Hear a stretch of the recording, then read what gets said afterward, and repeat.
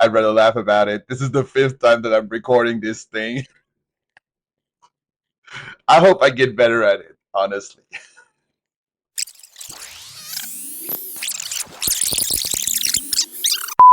I don't want to sound like a broken record, but the comic book market in particular and the book market in general are not in a great spot. There's not a single week without an announcement for the birth of a new publisher or a new project, which adds more players to a market that's already saturated. You would think that this overabundance of publishing outlets would mean that aspiring creators would have enough places to pitch their project, yeah? Well, no. I imagine that my peers, editors, or publishers, they get as many pitches as I get right now, which is about a dozen a week, and that's a lot. Pitches that are solicited sometimes, but mostly not. Well, let me kill the suspense.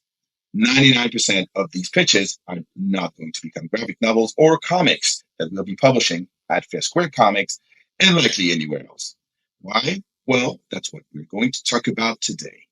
I'm going to reveal the top 5 mistakes that aspiring creators are making when sending their pitches to publishers like me.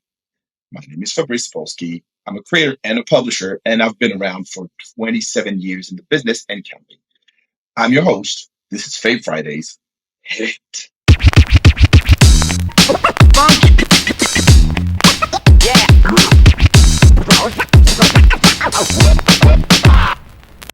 I'm back. So, the top 5 mistakes creators or aspiring creators make when sending their pitches to publishers. Wow, that's the topic. That's the thing. That's the thing that I really wanted to make this video. I've been wanting to make this video so bad. It took me like 5 takes just to record it. There was always something going wrong. Anyhow, first, a disclaimer. This um, chart is based on my experience and my experience only. So other editors and publishers might have a slightly different pecking order, and that's fine. And of course, you can disagree and you can comment in the comment section. So please do. If we are not in agreement, maybe we can start a conversation. That would be great. So let's start with number 5. And number 5 is called check yourself.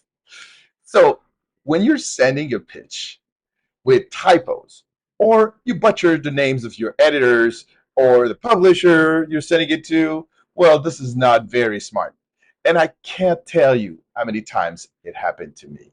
Like either my first name or my last name were butchers. Like this is just terrible. Like it's terrible. Like it's like it doesn't paint a great picture of you right out of the gate, clearly. And it's supposed to be easy, right? Fabrice, Sapolsky, Fabrice. Easy. Like, imagine your name is John Smith, and even John Smith is hard to type. So reread yourself. Like, you'll thank me later. Absolutely. Yes. Just like pay attention, proofread, have someone do it for you if you want. Proofread yourself when sending a pitch. Number 4, empty room. Uh, did I just like put a French reference in there? I think I did. Um, Sending all your Bible, all your world building, all your character designs, dozens, if not hundreds of pages about your projects. It's not that great, especially if you don't send a lot of stuff about your story. This is really wrong. You need to show that your concept is great, that your story is great, that there's some meat in there. So my advice is put essential elements first. If that's your actual story, yes, we want to know about the world building after. Like if your story is great, if your pitch is great, if you know how to summarize this in a few lines, if you know how to do the 1 line pitch, the 10 line pitch, whatever, great. If I'm interested, I'll get in touch and I said, I want to read more.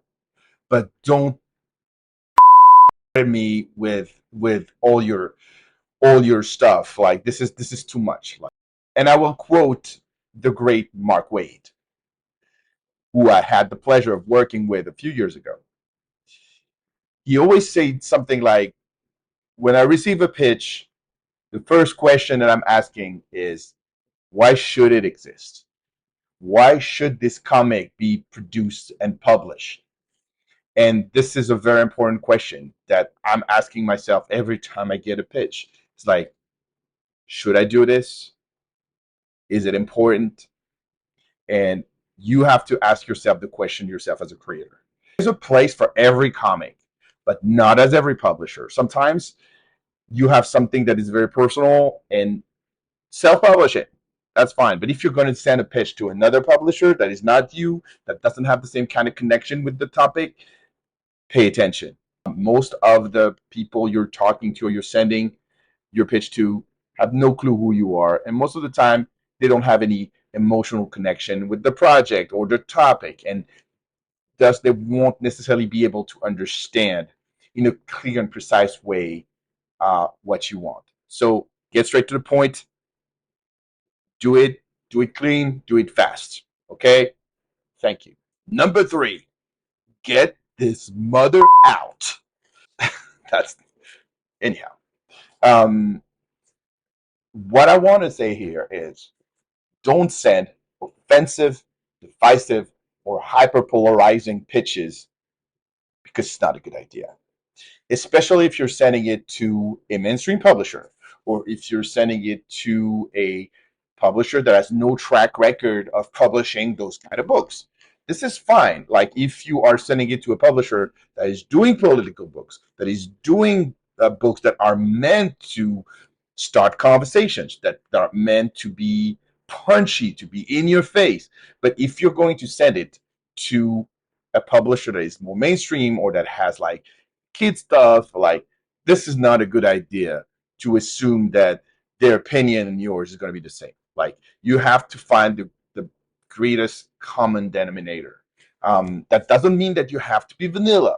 That doesn't mean that you have no opinion. Just be subtle about it. Please be subtle about it. Thank you. Number two. Number 2, learn to read. That might sound silly. Well, this is a very important one. Learn to read. Not respecting the submission guidelines the publisher you're sending your pitch to has clearly said on their submission page, that is a red flag. That is a huge mistake. If there's a template, use it. Don't try to outsmart the publisher. That will be wrong. And it will only tell one tale. You can't follow direction. Like, this is really bad for your reputation. Honestly, it doesn't really start on the right foot. Imagine we ask you to send a very short pitch and you're sending 25 pages. Well, I'm sorry, I don't have the bandwidth. I don't have the time for this. I didn't ask for it. I asked for a small, short pitch. Consider it as a trailer or as a teaser for your project. It is designed to pique our interest as editors or publishers, not to give me so much information that it becomes a problem. I don't have to do the triage myself. This is not what I want to do as a publisher or as an editor. Like, I want something that I can quickly understand, see the flaws, see the strength. And I want to see your style. I want to see how it's written, how it's presented. Yes, presentation counts immensely. Number 1, don't send blind pitches. Let me repeat that. Don't send blind pitches. I mean it. Don't serial send your pitches to publishers in the hope that someone will answer you. A pitch is not a message in a bottle. If you're sending a sci-fi pitch to a publisher that has no science fiction, comic books, or graphic novels, wrong. It happens to me all the time. Okay? This is not good. This is not good at all. If you're sending a 12-issue series to a publisher that has no periodicals, wrong again. It will be perceived as either, that creator is desperate, they want to be published somewhere, regardless of where they just want to be published. Or you're probably this creator's 18th choice. So why would we want to publish something that everyone else turned down? See what I mean? It is really, really problematic. It happens all the time. No, you can have a shortlist, but not 80 publishers. Like if you think that your book would be perfect for a publisher, just check their website. That's very easy. Check their website. You see what they've published recently, not 4 years ago, recently, and you try to put yourself in our shoes. Like, okay, they're doing this kind of books. Maybe that would be a good pairing with this book, other book that they're publishing. Um, in all cases, a publisher will not appreciate when we feel that this pitch was not for us. It was not meant for us. It was not designed for us. It was not for us. So unless you're an undiscovered slash misunderstood genius, honestly, this is another big red flag. I would add to this, and that's a personal choice, no AI. AI, artificial intelligence, invited itself in our lives. So it's here to stay. There's nothing to do about it. There's no doubt that it's going to be there, whatever we think of it. Now, it has to be disciplined, it has to be tamed, the rules have to be clear. And right now, it's the Wild West. So until we figure it out as a collective in our industries, no AI.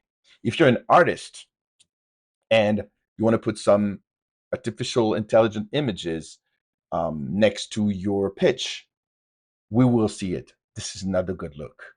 If you're an artist and if you are asking ChatGPT, for example, or Google to write your pitch, we will see it. That really does look bad in my book. What's important is that we hear your voice through the pitch. If we don't get a sense of who you are, it's not going to work. I recommend to newcomers and people who are pitching. I tell them, write honest, do draw honest, be honest with your project, and that means hands on the table, no AI. Clear? I'd rather you put a side note that says, okay, I created a mood board where I took this image of this actor, this background, this style, like to kind of like give you a better idea. But again, that is the second step.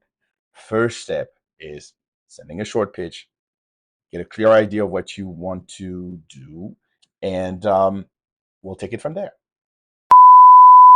Thanks for watching. I know that you have plenty of things to do and you have plenty of videos to watch and probably an episode of whatever X-Men 97 or Shogun or whatever TV series you're on.